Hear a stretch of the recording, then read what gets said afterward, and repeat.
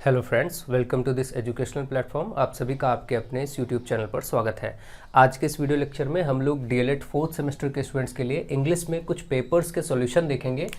Specially ये English का 2018 का पेपर है, जिसमें हम लोग ग्रामर में पूछे गए जितने भी क्वेश्चन हैं, इंग्लिश ग्रामर से रिलेटेड जितने भी क्वेश्चन आपके पूरे पेपर में पूछे गए, सारे क्वेश्चन को डिटेल एक्सप्लेनेशन करेंगे, अच्छे से समझाएंगे कि कैसे ये प्रश्न, और इसी टाइप के प्रश्न क्योंकि बार बार आते हैं तो ये आपके लिए एक बहुत अच्छी प्रैक्टिस हो जाएगी कि आप अगले एग्जाम में अच्छे से अच्छा परफॉर्मेंस कर पाएंगे और ग्रामर का कोई भी सेक्शन आपसे छूटने नहीं पाएगा। तो आप लोगों के लिए ये विशेष तैयारी के लिए ऐसे वीडियोस बनाए जा रहे हैं। बहुत अच्छे से तैयार करिए, अपना एग्जाम दीजिए और अच्छे से वीडियोस को शेयर करते रहिए, लोगों तक पहुंचाते रहिए, लोगों को, अपने फ्रेंड्स को कंटिन्यूअस इस चैनल से जोड़ते रहिए, क्योंकि इस चैनल पर आपको विशेष रूप से अध्ययन सामग्री उपलब्ध कराई जा रही है जो आपको डीएलएड में अच्छे से अच्छे अंक प्राप्त करने में सहायक होंगे और आप लोगों के भविष्य के निर्माण में मदद करेंगे। ठीक है, तो आप सब अच्छे से लोगों को जोड़िए, अपने फ्रेंड्स को जोड़िए, लगातार वीडियोस को शेयर करिए। चलिए देखते हैं। देखिए, इंग्लिश का 2018 में जो पेपर था, इसमें जितने भी क्वेश्चन आपके पूछे गए ग्रामर के, वो उसमें से वेरी शॉर्ट टाइप के क्वेश्चन आपके यहाँ पर दिए गए हैं। ठीक है, ऑब्जेक्टिव और शॉर्ट। जैसे ये 4 नंबर है, ये ऑब्जेक्टिव क्वेश्चन था। यहां पर लिखा है एडजेक्टिव ऑफ डिफर, डिफर का एडजेक्टिव क्या होगा। ठीक है, इसी तरीके से 11 नंबर तक लिए आपके सामने इस समय क्वेश्चन दिख रहे हैं। अभी इसके बाद हम लोग नेक्स्ट उसमें जो आपके शॉर्ट टाइप क्वेश्चन हैं वो भी देखेंगे। ठीक है, तो पहले देखिए, पहला क्वेश्चन इसको समझते हैं। एडजेक्टिव ऑफ डिफर, एक वर्ड आपके सामने इसने दिया डिफर, और उसमें 4 ऑप्शंस थे। मैंने ऑप्शन नहीं लिखा क्योंकि स्पेस ज्यादा लग जाता। तो डिफर का जो एडजेक्टिव है, एडजेक्टिव क्या होगा, वो होगा डिफरेंट। क्या होगा, डिफरेंट। ठीक, तो ये इसका एडजेक्टिव होगा। देखिए, एडजेक्टिव का मतलब क्या होता है, एडजेक्टिव का मतलब होता है किसी चीज की विशेषता बताने वाले शब्द, जो विशेषता बताते हैं। कोई चीज अगर किसी की विशेषता बताई जा रही है तो वो उसका एडजेक्टिव है। ठीक है, अब जैसे यहां पर डिफर का था तो डिफरेंट हो गया। एक दो एडजेक्टिव हम और आपसे पूछते हैं, आप बताइए। जैसे आपसे कलर का पूछा जाए, कलर, कलर का मतलब रंग, तो इसका विशेष, इसका कलर का एडजेक्टिव क्या बनेगा। अब जब भी एडजेक्टिव के लिए बोलेंगे तो आप बोलेंगे कोई भी चीज बहुत ही कलरफुल है ना, रंगों से भरी हुई है, रंगों से युक्त है, तो कलरफुल इसका एडजेक्टिव हो जाएगा। ठीक, इस तरीके से अगर मैं बोलूं कि टॉक, इसका एडजेक्टिव बताइए। टॉक मतलब क्या होता है, बात करना, बात करना, टॉक का एडजेक्टिव क्या होगा।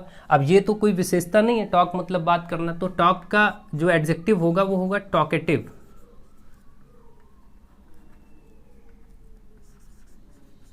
टॉकेटिव, टॉकेटिव का मतलब होता है वाचाल या ज्यादा बात करने वाला, बातूनी, है ना।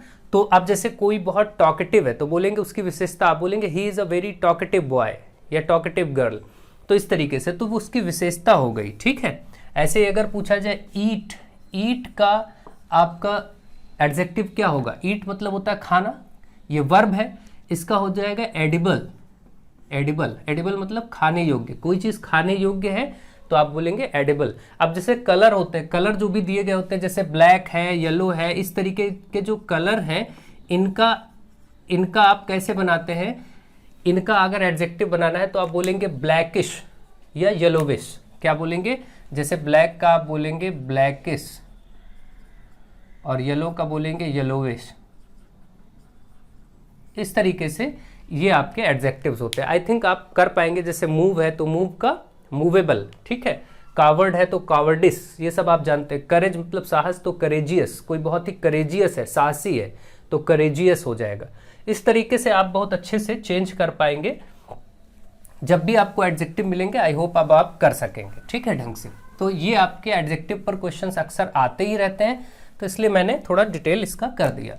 नेक्स्ट क्वेश्चन नंबर 6 में बोला गया change into past continuous tense. अब देखिए, मैं आपको इस समय टेंसेस पढ़ा ही रहा हूं, सिर्फ एक टेंस बचा है आपका। अब यहां पर देखिए past continuous tense, past continuous tense में बदलना है, और नीचे एक सेंटेंस दिया गया मोहन हैज बीन। देखिए क्या लिखा है, Mohan has been reading, Mohan has been reading for 2 hours। ये आपका एक सेंटेंस है, ठीक है, ये आपका सेंटेंस लिखा है Mohan has been reading for 2 hours। इसको पास्ट कॉन्टिन्यूअस टेंस में बदलना है। अगर मैं आपसे पूछूं ये कौन सा टेंस है, आपको मैंने अच्छे से पढ़ाया है, आप जानते हैं कि जहां पर हैज बीन और प्लस जहां पर आपको हैज बीन या हैव बीन और इसके साथ वर्ब की आईएनजी फॉर्म दिख जाए तो आप जानते हैं कि वो परफेक्ट कॉन्टिन्यूअस होता है। वो क्या होता है, ये टेंस कौन सा है पहले ये समझिए, ये है प्रेजेंट परफेक्ट कॉन्टिन्यूअस टेंस। ठीक, इसकी पहचान ही यही है कि हैज बीन हैव बीन के साथ वर्ब की आईएनजी फॉर्म दिखेगी।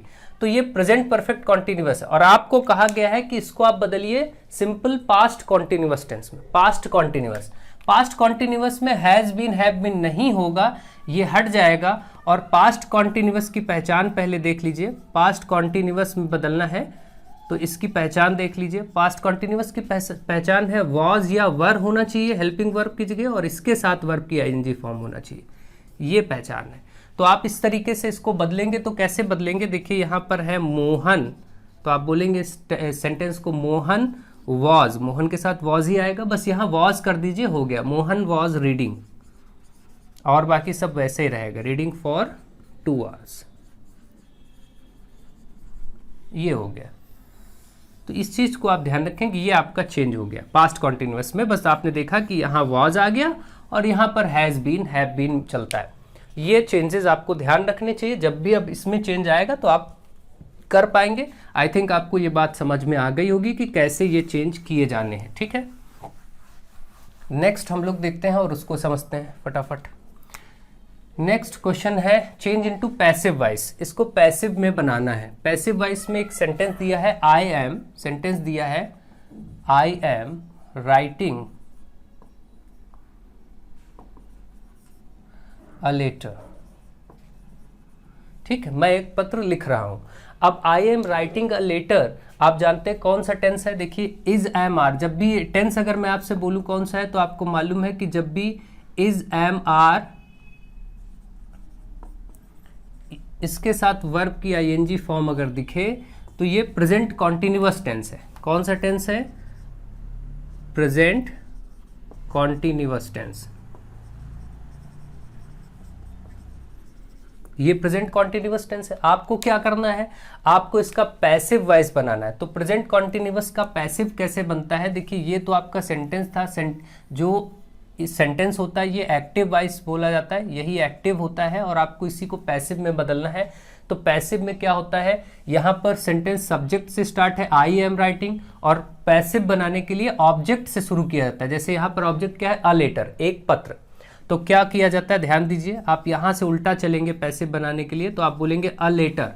अ लेटर के साथ इज एम आर आएगा। देखिए पैसिव का रूल मैं लिख दे रहा हूँ यहाँ पर, आप देखिए पैसिव कैसे बनाएंगे। इसको हटा करके आपको इसकी जगह मैं पैसिव का रूल भी लिख दे रहा हूँ ताकि आपको कॉन्टिन्यूअस का पूरा रूल हमेशा याद रहे। देखिए कॉन्टिन्यूअस टेंस के लिए जो रूल है वो ये है कि आप ऑब्जेक्ट लिखें, ऑब्जेक्ट से शुरू होगा। ठीक है, पैसिव हमेशा ऑब्जेक्ट से शुरू होता है, प्लस इज एम आर वहाँ भी लगेगा, इज एम आर लगेगा और प्लस बीइंग लगेगा, BEING, बीइंग जरूर लगेगा और वर्ब की थर्ड फॉर्म लगेगी और सब्जेक्ट आएगा। ये आपका रूल होता है, स्ट्रक्चर। ठीक है, पैसिव में हमेशा वर्ब की थर्ड फॉर्म आती है, चाहे कोई भी पैसिव क्यों ना हो। ठीक है, तो अब देखिए कैसे करेंगे इसके अकॉर्डिंग। ऑब्जेक्ट है अ लेटर, अ लेटर लिख दिया, फिर इज एम आर में क्योंकि एक पत्र है तो इज ही लगेगा, जाहिर सी बात है, तो अ लेटर इज। ठीक है, अ लेटर इज, और फिर देखिए क्या आएगा, being, a letter is being, being word लिख दीजिए। फिर वर्ब की थर्ड फॉर्म, वर्ब क्या थी यहाँ पर, राइटिंग, तो आप लिखेंगे रिटन, राइट रोट रिटन होता है ना, तो आप बोलेंगे written. A letter is being written by, किसके द्वारा, आगे लगाएंगे बाई, और फिर यहाँ पर बाई वर्ड मैंने नहीं लिखा, आप ध्यान रखिए बाई लगाएंगे। ठीक है, इसको थोड़ा सा जरूर ध्यान रखिए, प्लस बाई प्लस सब्जेक्ट। ठीक है, तो अब आप लिखेंगे बाई और आई की जगह आप लिख देंगे मी। ठीक है, ये हो जाएगा, सब्जेक्ट कन्वर्ट हो जाएगा।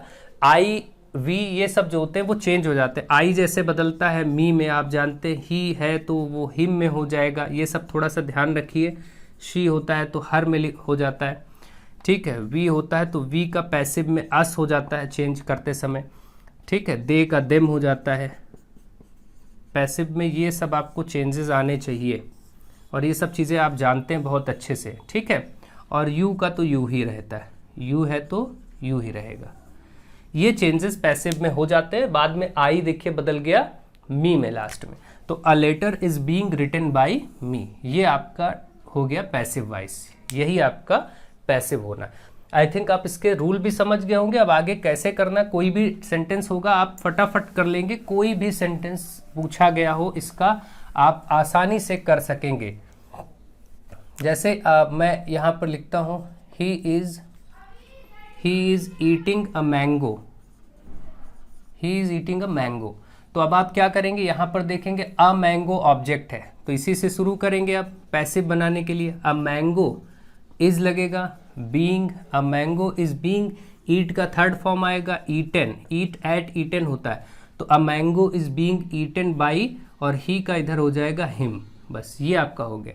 तो आई थिंक अब आप इसका कर लेंगे, आराम से पैसिव बना लेंगे। जब भी कॉन्टिन्यूअस का आएगा तो आप पैसिव बना लेंगे। चलिए आगे बढ़ते हैं और चीज़ों को देखते हैं। Next, complex complete the following, इसको आपको कंप्लीट करना है। यहाँ पर आया है I prefer milk, I prefer milk, और यहाँ फिल करना है, और आगे है टी। ऐसे सेंटेंसेस का मतलब होता है आई प्रिफर मतलब अधिक पसंद करना, ज़्यादा पसंद करना। दो चीज़ों में कोई चीज़ ज़्यादा पसंद की जा रही है तो वहाँ पर तुलना भी की जाएगी, और अधिक पसंद करने वाली चीज़ को बताने के लिए इसका प्रयोग होता है। तो आई प्रिफर मिल्क, मैं मिल्क ज़्यादा पसंद करता हूँ, किसकी तुलना में, चाय की तुलना में। तो यहाँ जो वर्ड लगता है बीच में टू लगता है, ध्यान रखिए ऑलवेज। देन का प्रयोग बहुत लोग करते हैं, देन नहीं होगा, ठीक है।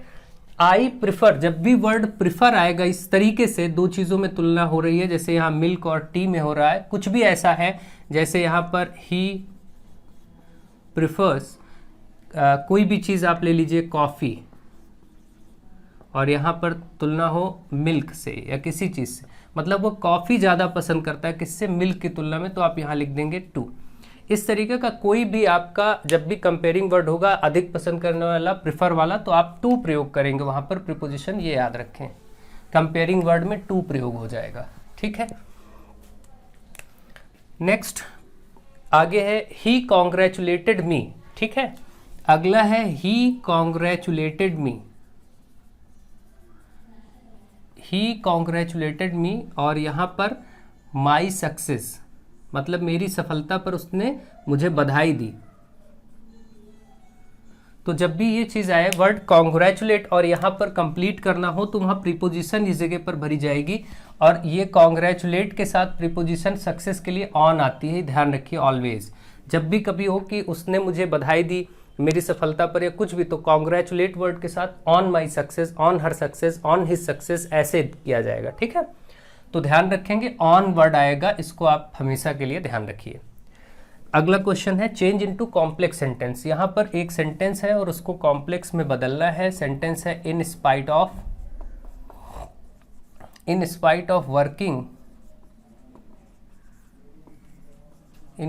Working hard he failed. मतलब इसका होता है कि इन स्पाइट ऑफ का मतलब होता है के बावजूद भी, इन स्पाइट ऑफ का मतलब होता है के बावजूद भी, मतलब कि कठिन परिश्रम करने के बावजूद भी, ही फेल्ड मतलब वह फेल हो गया।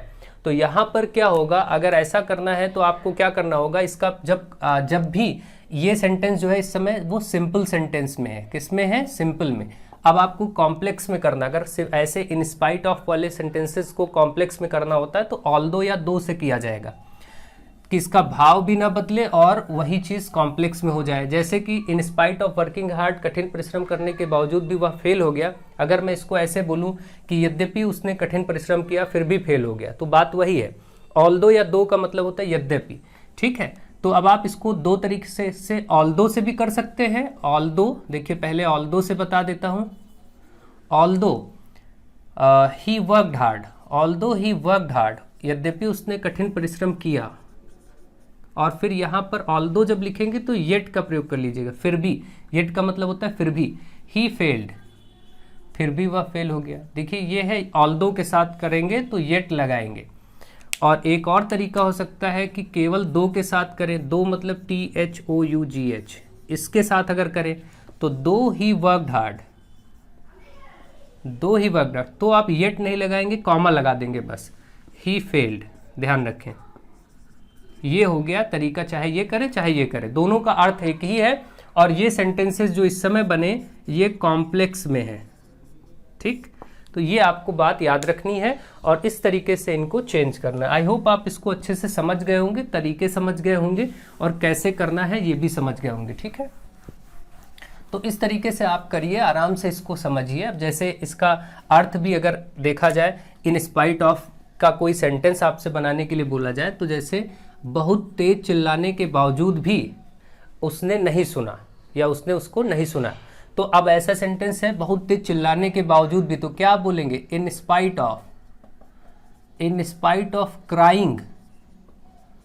क्राइंग सो लाउड, मतलब इतना तेज चिल्लाने के, बहुत तेज चिल्लाने के बावजूद भी, फिर comma, he did not listen, he did not, उसने नहीं सुना, ही डिड नॉट लिसन, आगे उसको नहीं सुना तो टू हिम कर दीजिए, he did not listen to him, बहुत तेज चिल्लाने के बावजूद भी उसने उसको नहीं सुना। ये सेंटेंस मैंने एक बना के इसलिए बता दिया कि इन स्पाइट ऑफ, जिन लोगों को नहीं मालूम है इसका प्रयोग, वो थोड़ा सा प्रयोग भी समझ ले, ठीक है। आई होप आप इसको समझ गए होंगे और अच्छे से। अब अगला क्वेश्चन नंबर 11 करेंगे। क्वेश्चन नंबर 11 में देखिए क्या बोला गया है, if you worked hard, if you worked hard, you और यहाँ पर फिल करना है और यहाँ लिखा गया है पास्ट, ठीक है। तो अगर ऐसा है, इस तरीके से इफ का प्रयोग हो और यहाँ पर वर्ब की थर्ड फॉर्म इस तरीके से यूज की गई हो, तो आप कंप्लीट करने में आप इफ वाले सेंटेंस में ध्यान रखिए, कंडीशनल सेंटेंस होते हैं ऐसे। इफ यू वर्कड हार्ड, इसमें करते समय if you worked hard, you और यहाँ पर भरा जाएगा वुड हैव, ये बात याद रखिए, would have, you would have past, बस इसका ये आपका चेंज हो जाएगा, ये कंप्लीट हो जाएगा, मतलब आपने ये वुड हैव फिल कर दिया और ये सेंटेंस हो गया। अब हम लोग वेरी शॉर्ट तक कर चुके हैं, अब हम लोग शॉर्ट टाइप वाले कुछ क्वेश्चंस पूछे गए हैं वो भी कर लेते हैं और इसको कंप्लीट करते हैं। अब हम लोग ये शॉर्ट टाइप क्वेश्चंस भी कर लेंगे। सारे के सारे लगभग क्वेश्चंस आपके 2018 में पूछे गए ग्रामर के सभी क्वेश्चंस आपको कराए जा चुके हैं। देखिए 2, 2, 4, 2, 6, 2, 8, 2, 10 नंबर का तो केवल आपके शॉर्ट टाइप क्वेश्चंस में 10 नंबर कवर हुआ है, पीछे आपके 7-8 नंबर, लगभग 20 नंबर, 18-20 नंबर का आपका ग्रामर सेक्शन होता है, ठीक है। बहुत ज़्यादा ये पूछा जाता है, बहुत ज़्यादा हाई डिमांडिंग होता है, आपको यही सीखने में वक्त लगता है, तो इसलिए इस पर बहुत फोकस करिए, इसमें अच्छे मार्क्स आप उठा सकते हैं। चलिए देखते हैं। अब ये क्वेश्चन नंबर 12 में आपसे कहा गया चेंज इनटू इनडायरेक्ट, जब आपको इनडायरेक्ट में बनाना हो और यहाँ पर क्या लिखा है, the teacher said to the students why have you not completed your homework. जब ये वाई क्वेश्चन वर्ड वाले से स्टार्ट होता है तो आपको क्या करना होता है, इधर जो सेड टू होता है ये चेंज होता है आस्क्ड में, किसमें, तो आप देखिए इसको कैसे करेंगे, आप इसको करेंगे द टीचर आस्क्ड, क्योंकि पूछा जा रहा है ना इसलिए आस्क्ड कर देंगे, सेड टू बदल देंगे आस्क्ड में, आस्क्ड द स्टूडेंट्स, इतना तो आपने किया, कॉमा लगाएंगे। ये अब आप यहाँ से कॉमा इन्वर्टेड कॉमा डायरेक्ट में होता है, इनडायरेक्ट में आपको यहाँ पर कंजंक्शंस लिखने होते हैं, तो वाई जो ये आया है, वाई वेयर व्हाट, ये सब जब आते हैं तो यहाँ पर वही प्रयोग कर दिया जाता है, तो आप बोलेंगे the teacher asked the student why, ठीक है, वाई। और ये कौन सा टेंस था पहचानिए, why have you not completed, ये जब हैज और हैव के साथ वर्ब की थर्ड फॉर्म होती है तो वो परफेक्ट टेंस होता है, ये प्रेजेंट परफेक्ट है, आपको प्रेजेंट परफेक्ट को हमेशा पास्ट परफेक्ट में बदल देना होता है इनडायरेक्ट में, तो आप हैज हैव को हैड में कन्वर्ट कर देंगे, तो आप क्या बोलेंगे, वाई। अब देखिए यहां से ध्यान दीजिए, इसका अर्थ क्या है, teacher said to the student, teacher ने स्टूडेंट से कहा why have you not completed your homework, आपने अपना होमवर्क क्यों पूरा नहीं किया, मतलब टीचर ने स्टूडेंट से कहा। आप अगर इसको बताएंगे इनडायरेक्ट में तो कैसे बोलेंगे, टीचर ने स्टूडेंट से कहा कि उन्होंने अपना होमवर्क क्यों नहीं पूरा किया, ठीक है। तो ये जो यू है ये दे में कन्वर्ट हो जाएगा। आप देख रहे हैं कि ये बात किसके लिए, कौन बोल रहा है, टीचर बोल रहा है, किसके लिए बोल रहा है, स्टूडेंट्स के लिए। तो ध्यान दीजिए ये जो वाक्य लिखा है why have you not completed your homework, ये किसके लिए है, टीचर के लिए या स्टूडेंट्स के लिए, तो आपको समझ में आ रहा है कि टीचर बोल रहा है स्टूडेंट्स के लिए, तो जो इधर चेंजेस होंगे, बदलाव, वो इसके अकॉर्डिंग ही होंगे। स्टूडेंट्स हैं तो यहाँ पर यू नहीं रह जाएगा, दे हो जाएगा, तभी उसका सही अर्थ आएगा। तो आप देखिए इसको क्या करेंगे, वाई दे, और यहां पर बोलेंगे हैड नॉट, है ना, हैव क्या हो गया, had not completed had not completed their homework, ये जो योर था ये देयर हो जाएगा, देयर होमवर्क। तो इस तरीके से आपको करना है। अब आप देखिए इसमें जिन लोगों को प्रॉब्लम है, जिन लोगों को बेस नहीं पता है, पहले तो वो टेंसेज अच्छे से सीखें। टेंसेज सीखने के साथ जो इनडायरेक्ट के बदलने के रूल्स होते हैं, डायरेक्ट इनडायरेक्ट, वो उनको आना चाहिए। तो ये सारी चीज़ें भी मैं सिखाऊंगा, लेकिन फिर भी यहाँ पर आप ध्यान दीजिए क्योंकि मैं क्वेश्चन पेपर सॉल्व करा रहा हूँ, तो आपको इसको ध्यान देना होगा। ठीक है, अगला देखिए क्वेश्चन नंबर 13 को आपको करना है। 13 में क्या बोला गया है, राइट वन वर्ड। आपको इन सेंटेंसेस के लिए एक शब्द लिखना है, वाक्यांशों के लिए एक शब्द जो लिखा जाता है तो वन वर्ड सब्स्टिट्यूशन कहा जाता है। यहाँ पर जैसे यहाँ लिखा that can not be conquered, जिसको जीता ना जा सके। कॉन्कर्ड मतलब जीता ना जा सके। कैन नॉट लिखा है, कैन नॉट बी कॉन्कर्ड, जो जीता ना जा सके। That can not be conquered, जो जीता ना जा सके, जिस पर जीत ना हासिल की जा सके, वो क्या है, अजेय है, उसको जीता नहीं जा सकता, मतलब वो इनविंसिबल है। इंग्लिश में उसको कहते हैं इनविंसिबल। ठीक है, ये पहला हो गया। इसका एक और आया है दूसरा, देखिए, अ पर्सन अनेबल टू पे डेट्स, एक ऐसा व्यक्ति जो कर्ज ना चुका पाए, जिसने कर्ज लिया हो और कर्ज को अदा ना कर पाए। तो ऐसी स्थिति में एक वर्ड आता है बैंकरप्ट, बैंकरप्ट हो जाना, दिवालिया होना। ठीक है, ये होता है। तो जो पर्सन कर्ज नहीं चुका पाता उसको बैंकरप्ट कहते हैं, और ये इनविंसिबल हो गया। इस तरीके से आपको चीज़ों को समझना है। ये वन वर्ड भी हो गया। अब देखिए क्वेश्चन नंबर 14 में जो पूछा गया था उसको देखिए। क्वेश्चन नंबर 14 में पूछा गया था, correct the following, as soon as I came it begins to rain. As soon as I came, जैसे ही मैं आया, या ज्यों ही। एज सून एज का मतलब क्या होता है, ज्यों ही, जैसे ही। आई केम, मैं आया। केम मतलब पास्ट फॉर्म है, सेकंड फॉर्म है। इट बिगिंस टू रेन, बरसात शुरू हो जाती है। देखिए यहां पर आप क्या बोलेंगे, सही बात तो ये लग रहा है कि जब इधर पास्ट में है तो इधर भी पास्ट में बोला जाना चाहिए। और यहां पर देखिए बिगिंस लिखा है, मतलब ये प्रेजेंट इंडेफिनिट टेंस का प्रयोग कर दिया है। इसको पास्ट में कर दीजिए, बस हो जाएगा सेकंड फॉर्म। तो आप क्या कहेंगे, आप बोलेंगे as soon as I came it began to rain. ये हो जाएगी। ये बिगिन की फॉर्म्स क्या होती हैं, बिगैन, बिगन, इसका प्रयोग हो जाएगा। ठीक है, तो यहां पर भी पास्ट फॉर्म यानी सेकंड फॉर्म प्रयोग कर दी जाएगी। बस आई होप आप इसको समझ रहे होंगे, अच्छे से सीख रहे होंगे कि कैसे इसको करना है और क्या चेंजेस होंगे। तो यहाँ का बदलाव बिगिन्स की जगह बिगैन हो जाएगा।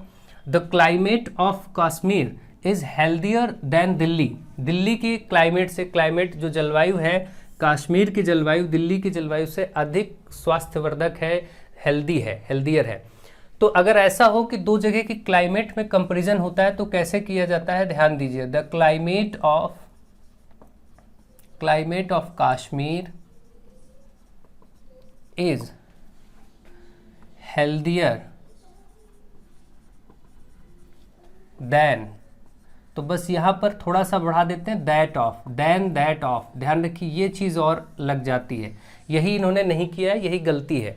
तो आपको जिसको करेक्ट करना है तो आप क्या लिखेंगे, the climate of Kashmir is healthier than that of. Than that of, जब क्लाइमेट की तुलना होगी, दो जगहों की जलवायु की तुलना होगी, तो देन दैट ऑफ, इतना पूरा तुलनात्मक वर्ड लगता है।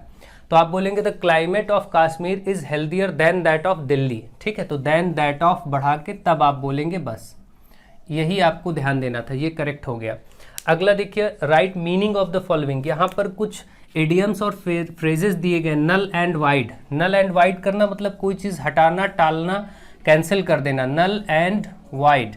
और इसका मीनिंग बताना है तो आप यही बोलेंगे। सबसे पहले तो आप कैंसिल्ड ही बोल दीजिए कि कोई चीज़ कैंसिल कर दी गई हो, या इनइफेक्टिव हो, कोई चीज़ इनइफेक्टिव हो मतलब वो अब इफेक्ट में ना हो, नो लॉन्गर इन यूज है ना, कोई चीज़ प्रयोग में ना हो, तो नो लॉन्गर इज यूज भी बोल सकते हैं। नल एंड वाइड को कैंसल्ड, इनइफेक्टिव, ठीक है, ये चीज़ें बोली जा सकती हैं। अप्स एंड डाउन्स का मीनिंग देख लीजिए। Ups and downs, ups and downs का मतलब उतार चढ़ाव। किसी चीज़ में, जीवन में या कहीं भी अच्छी बुरी चीज़ों का आना जाना, उतार चढ़ाव होना, तो आप इसको राइज एंड फॉल भी बोल सकते हैं, राइज एंड फॉल। ठीक है, ये सब इस तरीके से अर्थ हो गए, मीनिंग हो गए। तो मीनिंग देने थे, मीनिंग लिख दिए गए। ठीक है, इस तरीके से।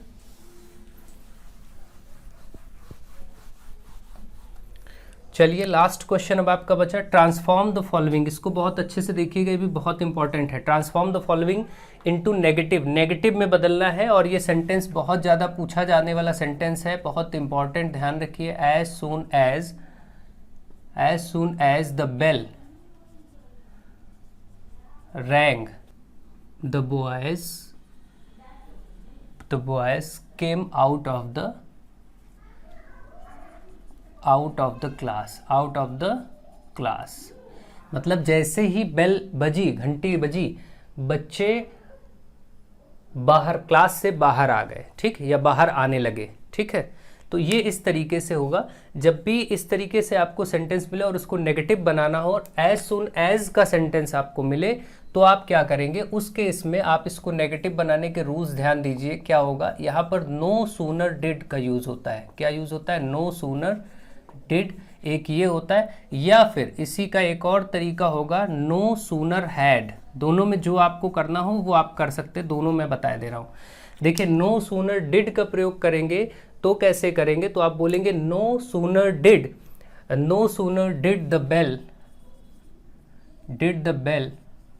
अब डिड लगेगा तो डिड के साथ वर्ब की फर्स्ट फॉर्म आती है, आपको बताया मैंने, पास्ट इंडेफिनिट टेंस में। No sooner did the bell ring, यहाँ पर फिर रिंग हो जाएगा, रैंग नहीं रहेगा।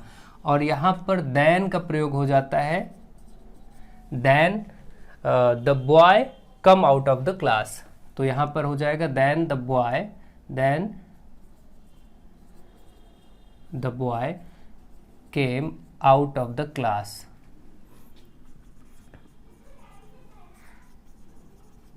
और जब आपको दूसरा हैड से करना होगा तो आप क्या बोलेंगे, नो सूनर हैड के साथ वर्ब की थर्ड फॉर्म आती है। आपको परफेक्ट में आपने हैज हैव हैड का प्रयोग किया, वर्ब की थर्ड फॉर्म। तो यहाँ पर बोलेंगे no sooner had the bell rung, ring rang rung होता है ना, तो थर्ड फॉर्म आ जाएगा। तो आप बोलेंगे no sooner had the bell rung then के बाद आगे the boys come out of the, यहां भी थर्ड फॉर्म हो जाएगी। तो आप यहां बोलेंगे the boys come out of the class. देखिए, ये पास्ट वाला था, पास्ट वाला, तो इधर सब पास्ट वाला रहा। No sooner did the bell ring then the boy came out of the class. No sooner had the bell rung, तो यहाँ वर्ब की थर्ड फॉर्म प्रयोग कर दी गई, ठीक, क्योंकि यहाँ हैड था इसलिए। और then the boy come out of the class, क्योंकि कम का फर्स्ट फॉर्म कम, केम और कम ही होता है, आप जानते ही हैं। तो इस तरीके से ये फर्स्ट फॉर्म, सेकंड फॉर्म और ये थर्ड फॉर्म। तो इस तरीके से आप प्रयोग करेंगे, ऐसे आपको ऐसे सेंटेंसेस को बदलना होता है। आई होप आप अच्छे से सीख गए होंगे, समझ गए होंगे कि कैसे इनको चेंज किया जाए। आप लोग वीडियोस को ज़्यादा से ज़्यादा शेयर करते रहिए, ज़्यादा से ज़्यादा लोगों को जोड़ते रहिए। So thank you to all of you.